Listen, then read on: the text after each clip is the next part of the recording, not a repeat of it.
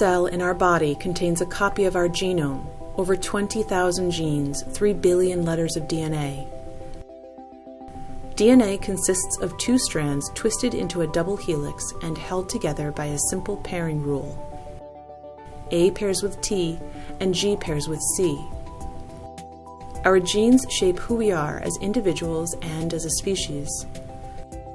Genes also have profound effects on health, and thanks to advances in DNA sequencing, researchers have identified thousands of genes that affect our risk of disease. To understand how genes work, researchers need ways to control them. Changing genes in living cells is not easy, but recently a new method has been developed that promises to dramatically improve our ability to edit the DNA of any species, including humans.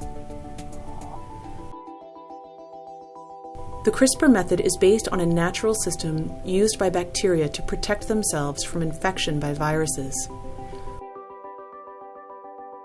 When the bacterium detects the presence of virus DNA, it produces 2 types of short RNA, one of which contains a sequence that matches that of the invading virus. These 2 RNAs form a complex with a protein called Cas9. Cas9 is a nuclease, a type of enzyme that can cut DNA.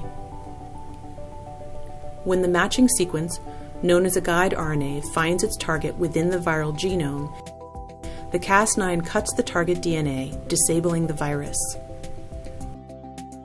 Over the past few years, researchers studying this system realized that it could be engineered to cut not just viral DNA, but any DNA sequence at a precisely chosen location by changing the guide RNA to match the target. And this can be done not just in a test tube, but also within the nucleus of a living cell. Once inside the nucleus, the resulting complex will lock onto a short sequence known as the PAM. The Cas9 will unzip the DNA and match it to its target RNA. If the match is complete, the Cas9 will use 2 tiny molecular scissors to cut the DNA.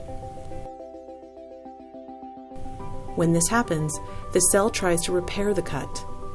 But the repair process is error-prone, leading to mutations that can disable the gene, allowing researchers to understand its function. These mutations are random, but sometimes researchers need to be more precise, for example, by replacing a mutant gene with a healthy copy. This can be done by adding another piece of DNA that carries the desired sequence. Once the CRISPR system has made a cut, this DNA template can pair up with the cut ends, recombining and replacing the original sequence with the new version. All this can be done in cultured cells, including stem cells that can give rise to many different cell types. It can also be done in a fertilized egg, allowing the creation of transgenic animals with targeted mutations. And unlike previous methods, CRISPR can be used to target many genes at once, a big advantage for studying complex human diseases that are caused not by a single mutation, but by many genes acting together. These methods are being improved rapidly and will have many applications in basic research, in drug development, in agriculture, and perhaps eventually for treating human patients with genetic disease.